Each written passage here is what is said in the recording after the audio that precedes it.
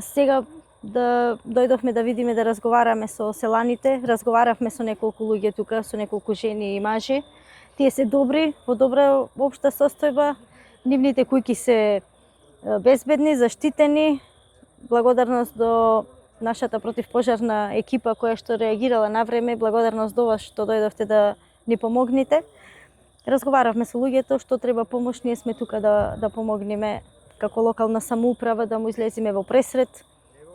Донесовме вода, пакети за сега во моментов и за екипата за кој што треба. И ќе разговараме сега во однос на штетата која што е настаната и што се случило тука. И да видиме како се предвидува, како би одело во текот на ноќта. Изгорена една штала, но од она што го дополнително дознав, шталата била празна, релативно нова градба, но нема голема штета. Се надевам дека луѓето се сега доста вознемирени, но се надевам дека наредните денови животот ќе си врати на продолжи, нормалност. Убеден сум дека вие ќе помогнете тоа да се случи, но самите можете да забележите колкава е пожарната линија. Пред нас стои голем предизвик, бидејќи ова е само едната пожарна линија.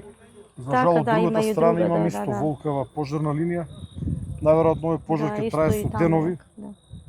Околу така и таму свети, значи полукруг околу селото, но селото е без